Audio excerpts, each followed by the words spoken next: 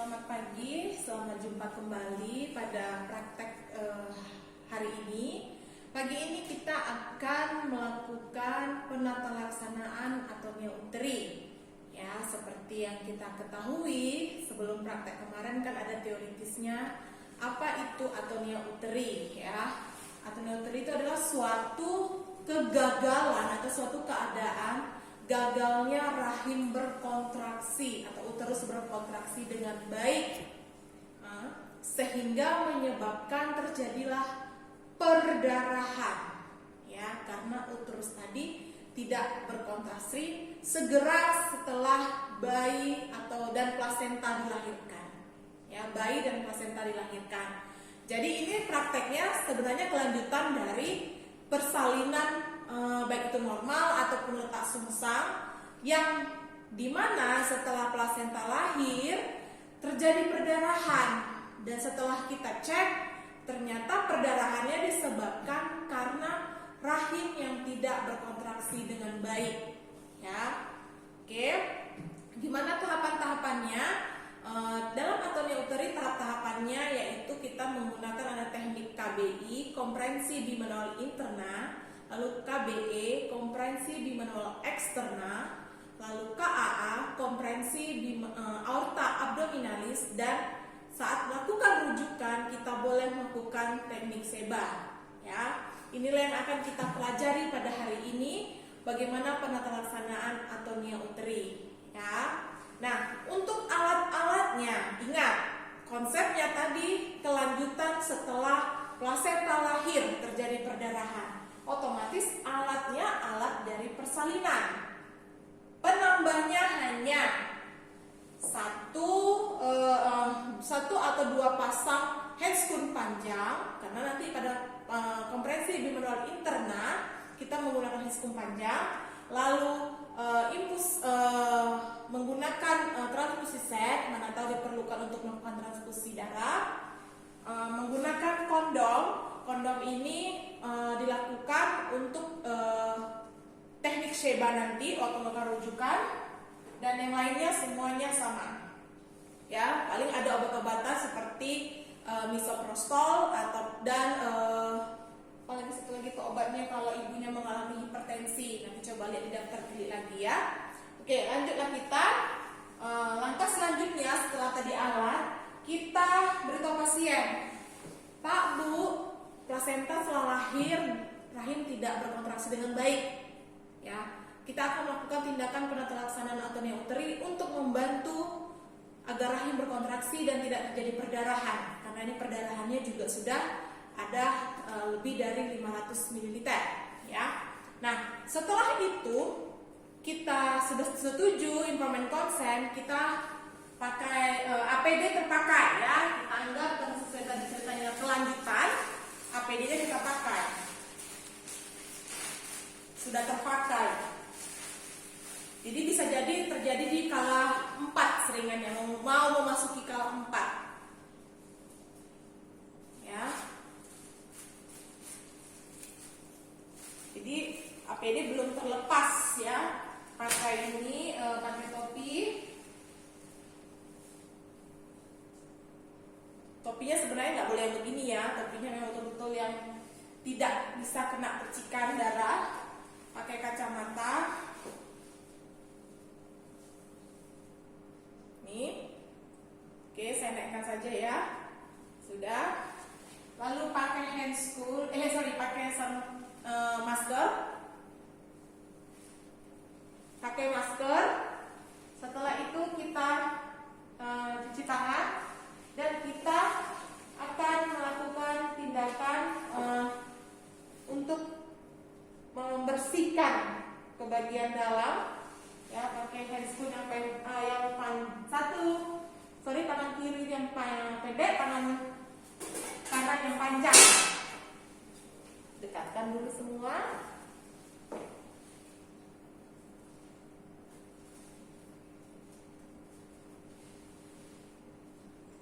Jadi katanya kan tangan kiri boleh yang pendek.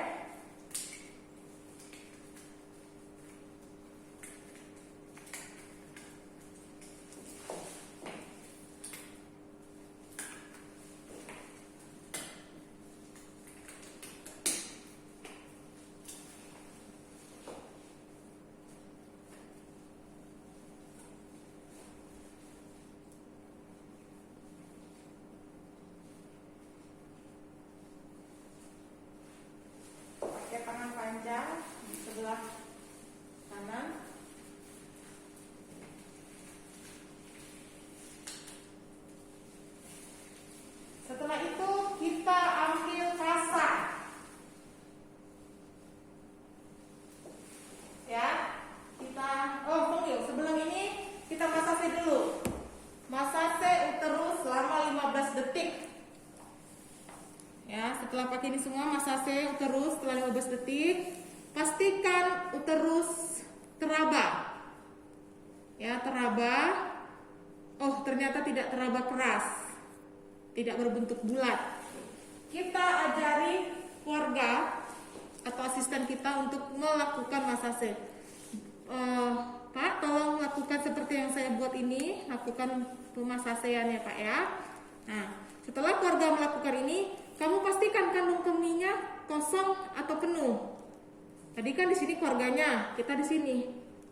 Nah, ternyata kandung kemih penuh, kita lakukan kateterisasi. Ya, kateterisasi sudah tahu kalian gimana caranya kan? Menggunakan kateter, ya nggak berlaku lagi ini ya, tapi kita anggaplah ini kateternya. Kita buka labia, cari saluran kencingnya tadi, ya kita arahkan ke bawah, kita arahkan, buka dia agar bisa keluar kencingnya. Setelah itu baru kosong, baru kita keluarkan perlahan-lahan. Oke, nah setelah itu kita pastikan lagi celupkan ke dalam klorin DTT, lalu kita pastikan lagi. Kalau belum teraba juga, maka kita akan melakukan pembersihan di daerah kafum uteri. Ya, pembersihan di daerah kafum uteri. Kita ambil kasa, kita lilitkan di antara dua jari ini, gini. Lalu kita masukkan ke dalam secara obstetrik, masukkan, buka labia, masukkan, ya, terus. Nah, kita bersihkan kafum uteri. Nah, ini kita anggap kita buka ya, biar bisa nampak kalian. Ini membayangkan, jangan kalian bingung kafum uteri itu di mana. Ya, ini saya keluarkan dari sini. Nah, tadi kan dari vagina masuk dia, yang akan kita jumpai ini di dalam. Nah, inilah bentuk rahim. Ya, kafum uteri bersihkan, jadi masuk ke dalam. Kafum di dalam, dari serviks ke dalamnya ini masuk, bersihkan dia. Ya, ini bayangannya seperti itu ya. Saya kembalikan lagi, bayangannya seperti itu tadi. Jika kalian bingung kemana, udah masuk dia dinding vagina, mulut rahim, ya kan? Lalu ke kafum uteri, nggak usah jauh nak. Setelah serviks itu tadi masuk dia. Nah, bersihkanlah dia. Ya, bersihkan. Baru keluarkan. Ini tujuannya apa? Mana tahu ada gumpalan-gumpalan atau selaput-selaput yang menghalangi, yang membendung sehingga terjadilah rahim tidak bisa berkontraksi dengan baik. Nah, setelah itu kita buang ke Norbeker. Nah, setelah itu apa yang kita lakukan? Ini masukkan ke larutan DTT lagi kembali. Udah, larutan DTT. Oh ini. Setelah itu kita lakukan kompresi bimanual interna. Nah, kompresi bimanual interna itu dari dalam. Jadi udah pakai handscoon panjang kita, ya. Nah, Bu, boleh nggak tadi di awal waktu kita mau membersihkan kafum pakai handscoon pendek? Ya, lebih baik handscoon panjang saja, karena kan ke dalam. Tadi kalau cuma mau PT doang saja kan nggak terlalu jauh masuknya, ya. Ini kita masuk lagi ke dalam rahimnya sana. Oke? Sudah, setelah itu kita lakukan KBI, kompresi bimanual interna. Nah, gimana caranya? Buka labia mayora dengan tangan kiri. Nah, masukkan tangan secara obstetri. Ya, begini. Ya. Masukkan tangan secara obstetri, ataupun bisa begini juga. Ini dua-duanya ciri khas obstetri bisa. Nanti di dalam kita akan setelah masuk ke dalam, setelah ke fornix anterior, kita akan mengepas seperti ini tangan kita, seperti meninju. Ya. Kita masukkan ya. Oke. Kita raba terus sampai ke fornix anterior. Nah, ini bayangkan ya. Kita fornix anterior itu nak di atas, bukan kan nanti kalau kamu masuk ke dalam mungkin terabamu mulut rahim ini. Jadi jangan ke dalam rahimnya, tapi di atasnya. Di atasnya ini. Nah, bentuk kepalan begini. Sudah? Nah, inilah yang akan kamu naikkan, arahkan ke kranio anterior. Sudah? Ya, jadi dari bawah ini mendorong ke atas. Sudah, dorong rahim ke atas. Dari luar tangan kita begini. Nah, dari luar tangan kita begini. Sudah? Begini. Sehingga seperti bertemu. Ya, dari atas, dari luar. Nah, begini, di dalam begini. Jadi nantinya begini. Ya, dari dalam meninju ke atas. Sudah, dari luar, dari fundus atas luar begini sehingga seperti beginilah nanti jadinya. Sudah? Begitu kamu lakukan, pertahankan selama 2 menit. Sambil melihat masih ada nggak keluar darah. Nah, kalau 2 menit kamu lakukan masih ada terjadi perdarahan, keluarkan tangan. Ya, ini tadi begini ya. Keluarkan tangan. Ya. Nah, setelah itu kita celupkan ini ke larutan DTT dan kita buka hamstring kita. Sudah. Setelah itu kita akan lakukan apa? Tangan yang ini aja, nak. Yang ini kan tadi di luar. Ini tadi di luar, ini di dalam. Setelah itu kita ajari keluarga pasien untuk melakukan komprensi bimanual eksterna. Gimana caranya? Ya, kita suruh tangan kanan berada di bawah. Sudah? Dari luar, eksterna, dari luar. Tangan kiri berada di fundus. Sama, dorong rahim ke atas, ya. Kita ibaratkanlah ini rahimnya, kita dorong dia ke atas. Nah, dorong rahim ke atas, ini tahan. Nah, jadi begini dia dari luar. Kebalikannya tadi di dalam, dorong rahim ke atas, ini di luar. Suruh keluarga melakukan itu selama 2 menit. Nah, kalau tidak ada keluarga, asistenmu suruh untuk melakukan komprensi bimanual eksternal. Kita amati apakah perdarahan masih terus mengalir. Nah, kalau di eksternal perdarahan tidak mengalir lagi, ya sudah, kamu lanjutlah ke kala 4 pengawasannya. Tapi komprensi bimanual eksternal tidak mempan lagi, tidak bisa juga, kita kembali lagi kita pasang infus dulu sebelum melakukan komprensi bimanual internal kedua kalinya. Pasang infus, ya, kita pasang infus. Sudah kita anggap terpasang, ya, pasanglah infusnya. Nah, pasang infus. Lalu bila ibu beri misoprostol, ya, beri misoprostol. Beli misoprostol, bisa IM, bisa kalau infus sudah terpasang dari infus. Nah, lalu kita bisa beri ergometrin secara IM, baru bisa secara IV dari infus.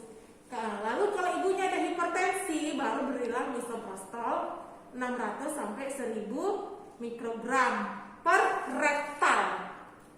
Ingat ya, per rektal itu diberikan. Oke, selesai tahap yang tadi. Kita lanjut ke KBI yang kedua. Tadi KBI pertama, KBE yang pertama, lalu KBI yang kedua. Nah, pakai lagi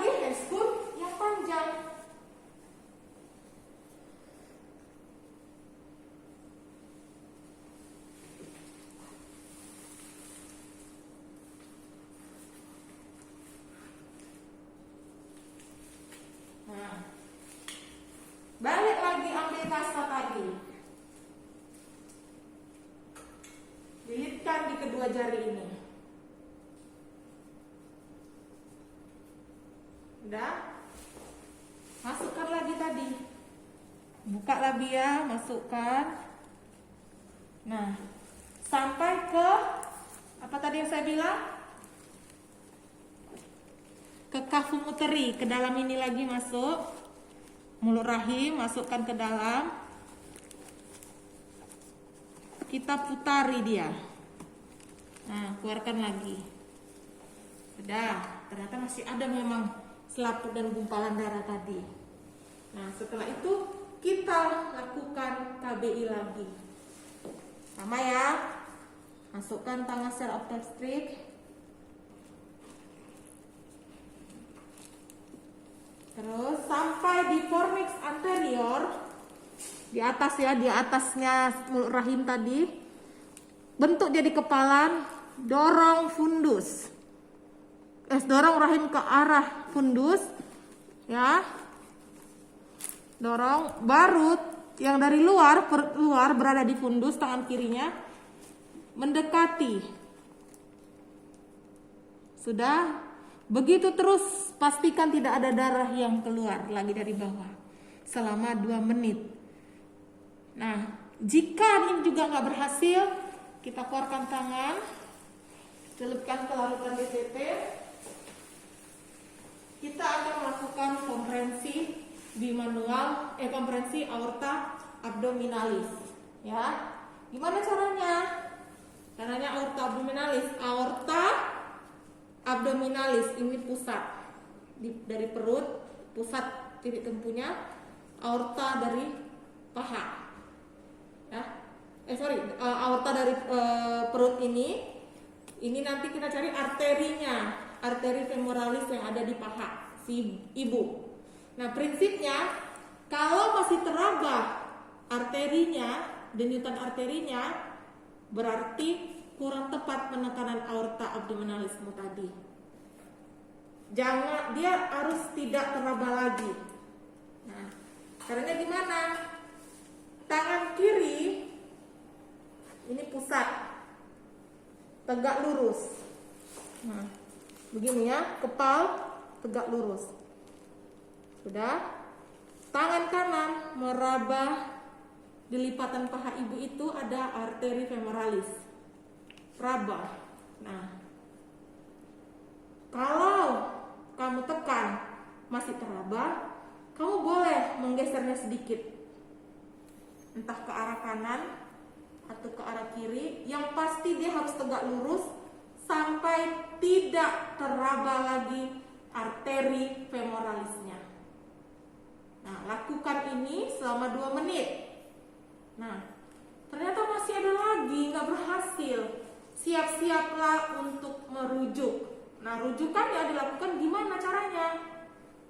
Minta keluarga untuk melakukan KBE dulu, kompresi bimanual eksternal. Lalu sambil merujuk kita lakukan teknik SEBA. Nah, Pak, tolong ya lakukan yang saya bilang tadi, KBE-nya. Ini tangan berada di bawah, mengarahkan uterus ke arah atas, ke arah fundus. Lalu tangan kiri menekan sehingga seperti bertemu.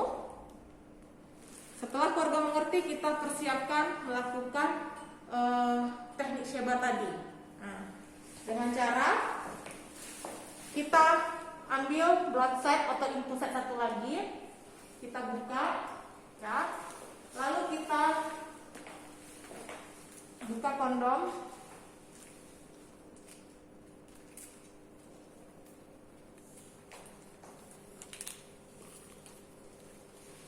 lalu kita ambil kateter.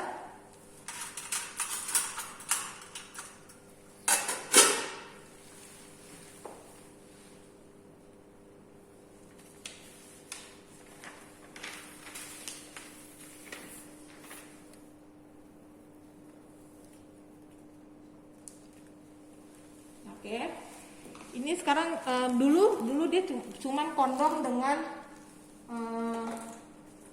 blood set ini tadi dicampur gini, dimasukkan dulu ya. Kita buka sampai habis. Ya, dulu begini teknik sebanya. Terus minyak ya. Ya, berminyak dia ya, namanya kan kondomnya baru. Sampai habis, baru di ujungnya ini akan diikat dengan benang tali pusat. Tapi kan sekarang benang tali pusat sudah susah dicari. Ya, orang yang pemotongan tali pusat aja nggak pakai benang tali pusat lagi, sudah pakai umbilical cord. Jadi diperbarui.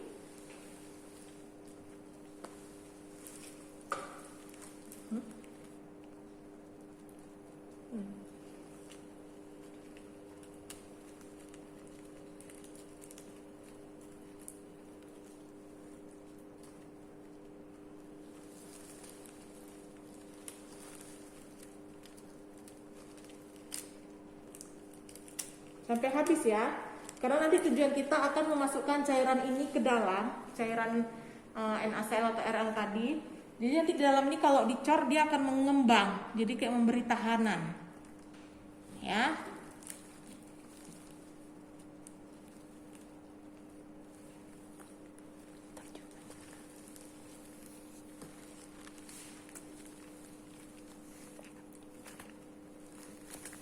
Oke, nah pakai beda ya nak, beda kan kondom kateter dengan kondom. Kalau kondom kateter kan untuk orang yang nggak bisa berkemih ya, pada pria ya. Oke, jadi ini tetap juga rupanya pakai benang tali pusat.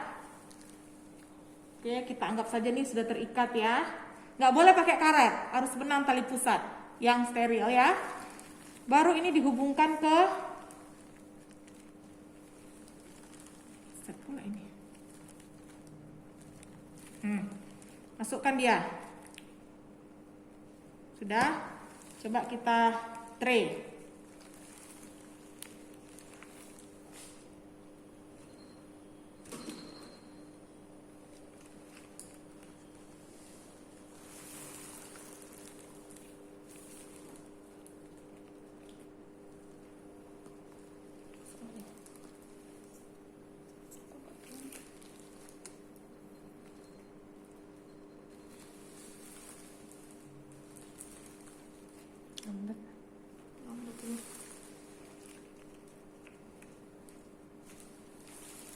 Oke, kita ganti aja. Blood setnya sepertinya bermasalah.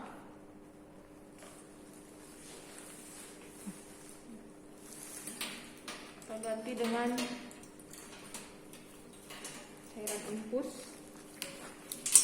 Ya, tadi bisa blood set, bisa juga infus set.